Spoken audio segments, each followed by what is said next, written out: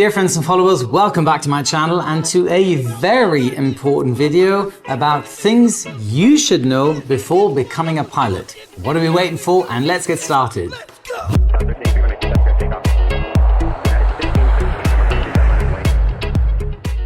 Today's video is brought to you by the Future Pilots Masterclass. Pilots, come prepared. You'll see at the end of the video. Being a pilot is not an official job. Okay, this may surprise you, but sadly it is true. The pilot job in many countries is not listed as an official job. What I mean by that is, in Germany, for instance, when you lose your job, like I did after the bankruptcy of Air Berlin, I went to the job center here in Munich and enlisted as unemployed, meaning they would contact me if there was a job position as a pilot for an airline. Do you really think airlines hire pilots from the job center? No, they don't. So the interviewer at the job center sort of asked me if I had any other job qualifications besides my pilot license. I didn't. So he said, as your job isn't an academic profession, meaning I don't have a university degree, basically only received flight training to do one thing, he frowned and said, well, we'll have some real difficulties finding you a new job. Please apply to any airline and inform us once you have a job again. Goodbye.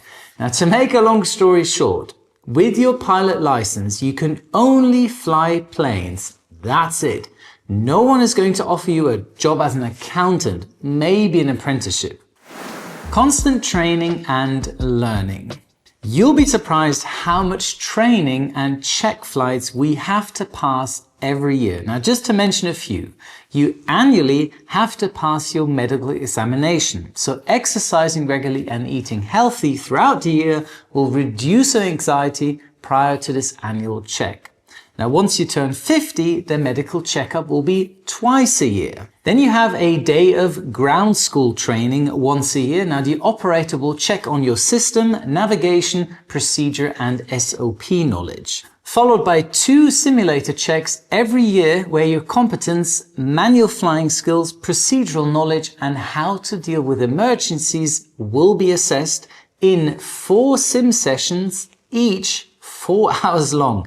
You need to be at the top of your game for these sim checks. If you fail, you'll be grounded for a while, may have to receive some extra training, and then will be rechecked. Then you have a line check annually or every 2 years on the actual aircraft. Now here, an examiner is sitting on the jump seat behind you, evaluating your performance and checks your system and procedural knowledge. Fail it, and you are grounded for a while until you received extra training. And besides these physical checks, you have regular computer-based learning sessions that you have to complete every 2 to 3 months, keeping you in the books. Now, this can vary from airline to airline, but the more established ones will have all these checks in place. The seniority list is strict. This is an important one and has caused for a lot of confusion. Seniority in an airline is everything. I say that one more time. Seniority is everything. When you start out, you'll be at the bottom of the seniority list and at the bottom of the pay scale. Over time, you move up the seniority list until it's your turn to upgrade to captain and get the respective salary. But suppose at some point during your career, you realize you want to switch airlines because the other airline has a base closer to your home. Now, as you make the switch, you will lose all the seniority positions you have gained with the previous airline and start back out at the bottom of the list and pay scale. I am the best example for that. After flying for 8 years with Air Berlin, I was close to my upgrade, but just before that, the company went bankrupt. I was then unemployed for half a year until I got my job with Cargolux. I had 5,000 jet hours at the time, so I had enough experience to join Cargolux, and having the experience was great, but I had to start at the bottom of the list. Now, this is not just for Cargolux. Any respectable airline hires you for your experience, but you have to accept that you'll start all over again on the seniority list. So I have 8 years of experience at Air Berlin and another 10 to 11 years of first officer time at Cargolux to become a captain. Even if you are already a captain, airlines may hire you, but you have to turn in your 4 stripes and fly as a first officer again. Now you say, that seems super unfair. Well, it is not, because if someone came to Cargolux as a so-called ready entry captain, he or she would steal a senior first officer upgrade position. The senior first officer has been loyal to his company for many years and gets swooped away from his upgrade position by a Ryanair captain, for example, who has fewer hours and fewer years of experience. How is that fair? It's not. That's why the seniority list is important and the only way to keep it fair for everybody. You can't choose the plane you want to fly. Now, I get this a lot. Hey Joe, I want to fly the 747 like you when I become a pilot. I always respond, I'm happy to hear that you have a vision and motivation, but the 747 operators have become rare and what plane you'll fly is not for you to decide. As a finished flight student, you have little to no decision power on which type of aircraft you will fly in the future. The airline you'll be hired at will decide for you which aircraft you'll fly. Even if you are flying for an airline like the great German Lufthansa, which has an array of airplanes in their fleet, the airline will decide which plane you'll get rated on. It is a matter of pilot demand on the type of aircraft. Now, the only time you can really sort of decide is when you pass the assessment at an all Boeing operator and the other one is an all Airbus operator like Southwest and JetBlue or Ryanair and EasyJet. If you are an Airbus or Boeing fan, you can then choose either way. Also, flying long haul or short haul. What the airline needs, they will use you for it. Also, when you upgrade to captain, you may switch from long haul to short haul or from Airbus to Boeing. Lufthansa, again, is a great example for that. So don't say, I just want to fly an Airbus. Be flexible. You can't decide where you want to fly to. Another one I get a lot, once I fly for an airline, I only want to do the day flights and fly to the favorite holiday destinations where we have longer layovers. I'm sorry to say, but it doesn't work like that. You will fly to the destinations your airline is operating to. Yes, you may request certain flights and destinations within the network of your airline, but if you want to fly to Hawaii as a low-cost carrier pilot in Europe, it ain't gonna happen. A good example on my side, I have always wanted to fly to Australia. Now, Cargolux has a few flights there as we transport the Formula 1 cars for the race in Melbourne.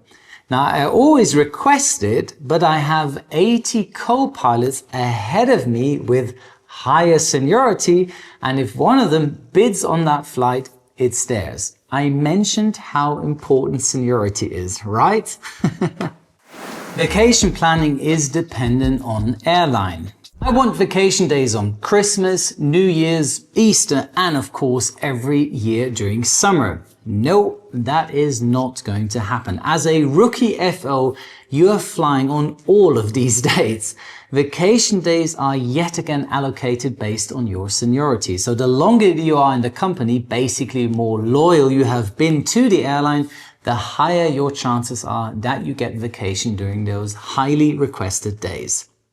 Every airline is different. Yes, that is very much the case. Well, all airlines have the same goal of being profitable, reliable, and a safe airline. However, every airline has a different goal or vision. Lufthansa, again as an example, caters very much towards their business customers, offering great service in first and business class with flights to the big hubs around the world. Their sister company, Eurowings, on the other hand, focuses on holiday charter flights, domestic flights, and cheap long-haul flights, two very different products. Now, to give you a little bit more examples, low-cost carriers, for example, sell a cheap and cheerful product. DHL mainly transports mail. NetJets caters to millionaires. Every airline has a different interest, so you need to decide which of them aligns with your personality, lifestyle, and wishes. Which one of them would make you proud to work for such and such airline? What's their reputation, etc. Dramatic pay differences between the US and Europe. Now, this was a big surprise to me when I started out as a pilot. There can be drastic pay differences between airlines within the same country. For example, two captains flying the same aircraft, having the same amount of experience and flying the same amount of hours every month can have a net pay difference up to 2,000 euros. Now, if you take it even a step further and compare European pilot salaries to the US, it gets even worse. A mate of mine flies for a well-known airline in the States, and in his first year as a first officer, he made triple the money that I made after being in the company for 6 years. Now, does he fly more than I do? No, but he has far higher fixed costs than I do. Health insurance, 401k, loss of license insurance, and much more needs to be paid from his salary. Good European airlines take care of most of these costs. So yes, he makes much more than I do, but the living costs in the States have skyrocketed over the last 20 years. The same goes for European pilots who decide to fly in the Middle East or Asia. Yes, the money is great, but what good is all the money if you can't step outside of your house during summertime? Most of them come back after a few years. I have seen it so many times. So the grass isn't always greener on the other side, but where you go is your decision, and then you have to take 100% responsibility for your actions. Some airlines have a union while others don't. Now, most airlines, as mentioned before, have the common goal of being profitable, but some airlines, especially their management, couldn't care less about their pilots. As long as the job gets done and money has been made, it sounds harsh, but some CEOs have publicly stated that pilots don't work hard and that they'll be happy if AI replaces their position. But are they hard worked? No. Is 900 hours a year or 18 hours a week on average, likely to generate fatigue? No. That being said, if you don't fight for contract rights, for instance, that no ready entry captain can take away your seniority position, or that you lose the hotel privileges as management decides it's good enough for you to sleep at a noisy airport hotel, or your travel benefits get taken away, or the company doesn't increase your salary due to inflation or just being up to industry standards, etc., your best option to ensure you the quality of your job is to join a pilots union. Sadly, there are many airlines out there that don't allow pilots to form a union. They are the prime example of what management can do to make it more and more unattractive to work for that airline. The result is high fluctuation of pilots and a miserable cockpit atmosphere. If you can choose, go for the airline where the pilots are backed by a union. I obviously hope I never have to see you in your uniform wearing a high reflective vest, walking through an airport terminal and blowing your strike whistle. But sometimes it is necessary to stand united against management. Consider having a plan B. Yes, having a plan B is super important. Nowadays, there are many factors that could cause you to lose your job as a pilot. Again, I am the prime example. During my 8 years flying as a first officer with Air Berlin, I felt comfortable, had a safe job, good salary, and slowly moved up the seniority list. What could possibly go wrong? Well, the airline went bankrupt and suddenly 1,500 pilots were without a cockpit seat, and all these 1,500 pilots instantly applied to the remaining German airlines. So within 2 months after the bankruptcy announcement, I was unemployed just like that, and 8 years of seniority gone. Luckily, I immediately found a new job with an even better airline, but not all of my colleagues were that fortunate. Until today, there are still a few who aren't flying anymore or were hired at an airline that also then went bankrupt a few months later due to COVID. Another example, a friend of mine was diagnosed with the sudden vertigo symptoms, meaning he had moments of vertigo that he couldn't predict or properly control. He therefore lost his medical, hence his job, and never flew an airliner again. So what I want you to do is think and act like a pilot early on. When a pilot departs, they always plan with enough fuel to reach an alternate destination should the destination airport be closed because of bad weather or other reasons. So why don't you plan ahead like a pilot for your life and either get a master's degree or other job qualifications that you can keep as a backup in case things go sour. It will also look great on your application CV that you are qualified to do more than just fly planes. Please keep this in mind and thoroughly discuss this with your family or partner before jumping into flight school. You're going to thank me later. Loss of license paid by yourself. Speaking of losing your medical, have you ever heard of an insurance called loss of license?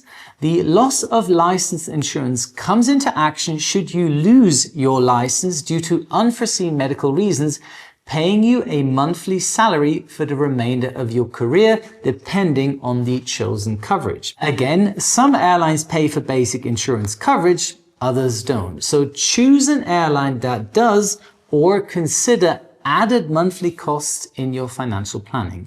Not having any loss of license insurance at all is like departing without alternate fuel.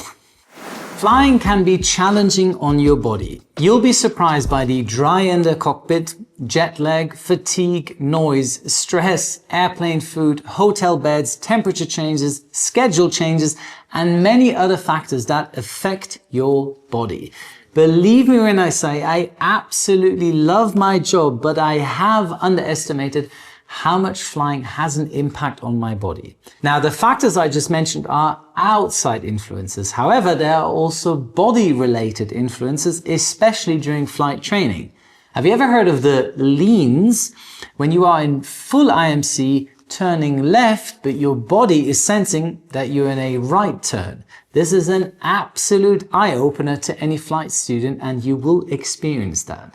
Now, just because you don't get nauseous riding roller coasters doesn't mean you're invincible when flying. Also, turbulence hits differently in a training aircraft than in a heavy jet airliner. So please approach these influences with respect. Being a pilot is a team job, not a one-man show. Now, many people believe that once you've become a pilot, you'll always be flying the plane and the flight attendants will serve you food and drinks at the snip of a finger. Just because you're wearing a uniform doesn't make you a godlike figure. Aviation is all about good teamwork and bringing the plane, the crew, the passengers, and or cargo safely from A to B. This is made possible by good communication, resource management, finding solutions, executing them, and treating each other with the necessary respect. Show-offs are not what airlines are looking for. So a good shout out to the topless pilots on Instagram. No idea how your abs are helping you during an engine failure. Makes no sense to me. Preparation is key. Phew, if I would have known how much you can prepare nowadays before even setting foot into a flight school, my training days would have been a lot easier.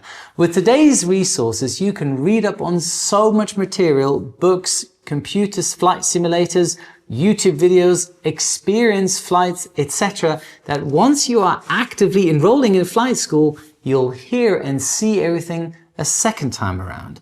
Again, I want you to already think like a pilot because a good pilot is always learning and comes well prepared for their flights. So how great would it be if you didn't have to spend weeks on end finding the right answer on Google or pilot forums on how to become a pilot? Always with this anxiety, is that the correct answer? Because I found 5 other answers too.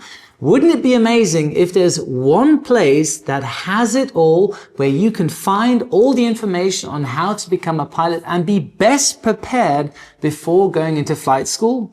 Well, this place actually exists. I took 6 months out of my life to put together a video course to give you the best tips on how to prepare for flight school. This 5-hour-long video course with tons of material to print out will hit differently. We also have regular Zoom call meetings if you have further questions. So just try it out for 30 days. If you don't like it, get your money back. Spend a few bucks now to save a ton whilst you are in flight school. You'll regret it if you don't use the chance. Just saying.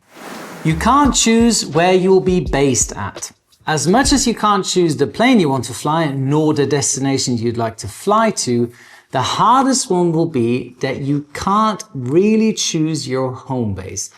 Let me use my bases as an example. I live in Munich, and during my time with Air Berlin, I was based 1 year in Stuttgart, which is a 2-hour drive, then 5 years in Düsseldorf, which is a 6-hour drive, and lastly in Munich, which was a 20-minute drive. Lucky me. Now, the company I fly for now doesn't have a base in Munich, but in Luxembourg. So either I move to Luxembourg or accept the 5-hour car commute multiple times a month. Another example is a mate of mine who flies for Delta. He lives in Miami, but his home base is at JFK. And if he turns captain, he most likely will be based out of Atlanta. So for every rotation, he has to deadhead to JFK or Atlanta in the future because ultimately he enjoys the weather in Miami more than at JFK. Therefore, many pilots either have a crash pad or a preferred hotel at their designated home base for standby shifts or to get some rest before starting their duty. All of these added costs are to be kept in mind. So an airline can determine where you will be living in the future, or you have to be willing to do the commute. And finally, the last thing that I want you to know is hard work pays off. Be open-minded, be humble, and always ask questions. I have realized over the 15 years that I've been a pilot that hard work, dedication, being open-minded and always eager to learn something new will always pay out in your pilot career.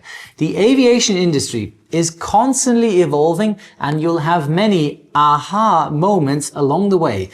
By regular reading up in your manuals and sharing an interest in your plane and airline, you'll make it so much easier for yourself. And some final key advice: stay humble, stay professional, stay respectful, and whatever you do, don't get cocky. No pilot likes to fly with those colleagues. You'll see. Thank me later. This brings us to the end of our list. Now, I do want to say this list may have killed your motivation a little in wanting to become a pilot, especially the facts about the home base and that you can't choose the plane you want to fly. But it is super important to me that I am honest with you about these should you consider becoming a pilot.